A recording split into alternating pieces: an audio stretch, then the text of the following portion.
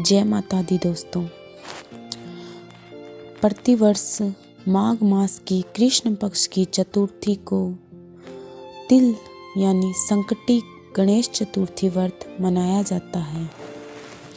संकट चतुर्थी व्रत के दिन महिलाएं सुख सौभाग्य संतान की समृद्धि और सर्वत्र कल्याण की इच्छा से प्रेरित होकर व्रत रखती है। तिल कुटा चौथ को संकट चौथ भी कहते हैं। तिल चौथ व्रत की कथा।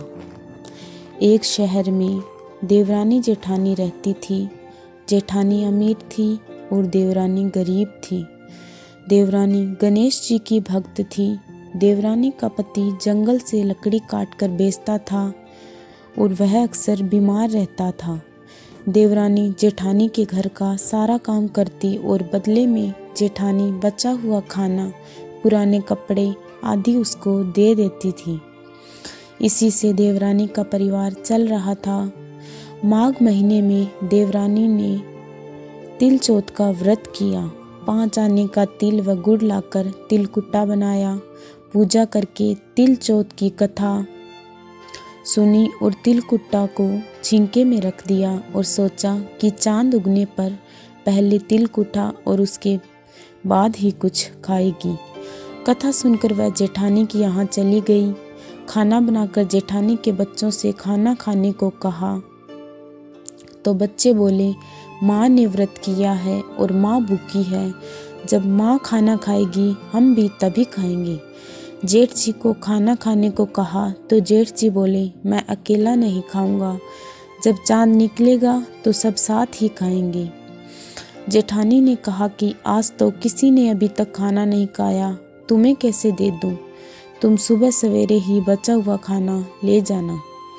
देवरानी के घर पति बच्चे सब आस लगाए बैठे थे कि आज तो त्योहार है, इसलिए कुछ पकवान आदि खाने को मिलेगा।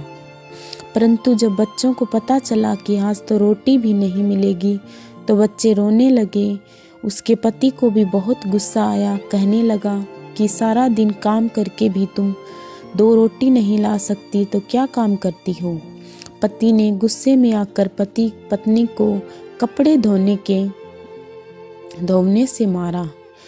कपड़े धोने का धोना हाथ से छूट गया तो पाटे से मारा। वह बेचारी गणेश जी को याद करती हुई रोते रोते पानी पीकर सो गई। उस दिन गणेश जी देवरानी के सपने में आए और कहने लगे, धोने मारी, पाटे मारी, सो रही है या जाग रही है? वह बोली, कुछ सो रही हूँ, कुछ जाग रही हूँ। गणेश जी बोले, भूख लगी है, कुछ खाने को दे। देवरानी बोली, क्या दूँ? मेरे घर में तो अन्न का एक दाना भी नहीं है। जेठानी बचा खुचा खाना देती थी, आज वह भी नहीं मिला।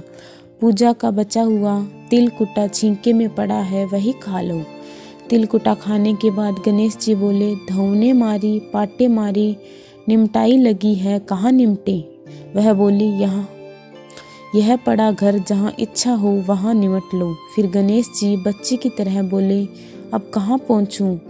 नींद में मग्न अब देवरानी को बहुत गुस्सा आया कि कब से तंग किए जा रहे हो। सो बोली, मेरे सर पर पहुँचो। और कहाँ पहुँचोगे? सुबह जब देवरानी उठी तो यह देखकर हैरान रह गई कि पूरा घर हीरे मोती से जगमगा रहा था।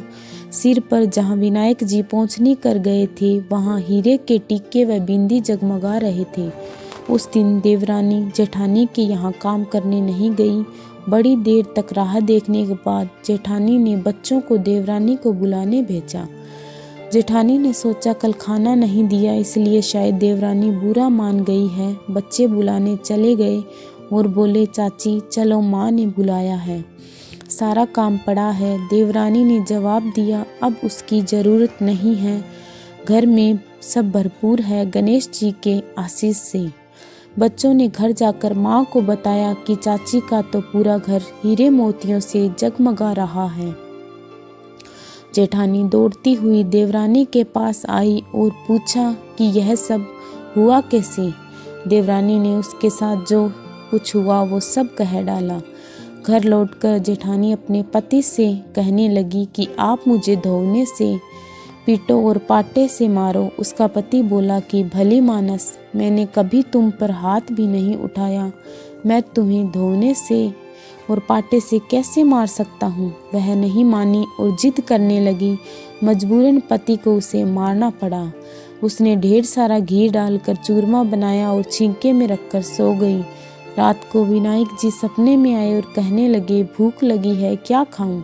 जेठानी ने कहा, हे गणेश जी महाराज, मेरी देवरानी के यहाँ तो आपने सूखा तिलकुट्टा खाया था, मैंने तो झरते घी का चूरमा बनाकर आपके लिए छींके में रखा है।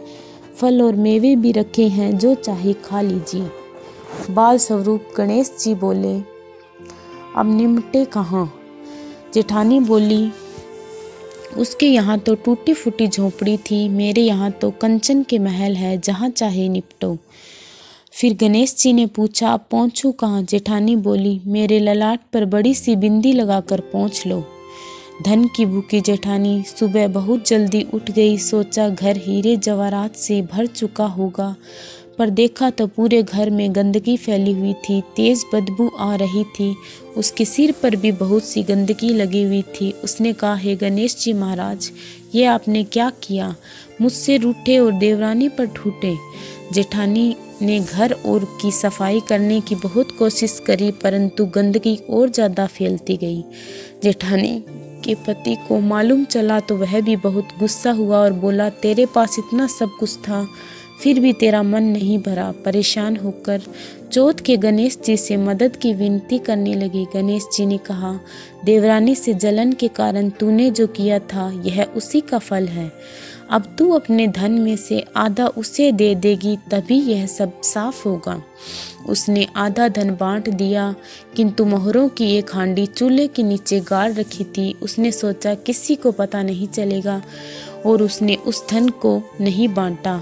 उसने कहा, हे श्री गणेश जी, अब तो अपना यह बिखराव समेटो। वे बोले, पहले चूल्हे के नीचे गाड़ी हुई मोहरों की हांडी सहित ताक में रखी 2 सुई के भी 2 हिस्से कर। इस प्रकार गजानन ने बाल स्वरूप में आकर सुई जैसी छोटी चीज का भी बंटवारा किया और अपनी माया समेटी। हे गणेश जी महाराज, जैसे आपने देवरानी पर कृपा की, वैसी सब पर करना। कहानी कहने वाले, सुनने वाले व हुंकारा भरने वाले सब पर कृपा करना, किंतु जेठानी को जैसी सजा दी वैसी किसी को मत देना। बोलो गणेश जी महाराज की जय, चौथ माता की जय। धन्यवाद।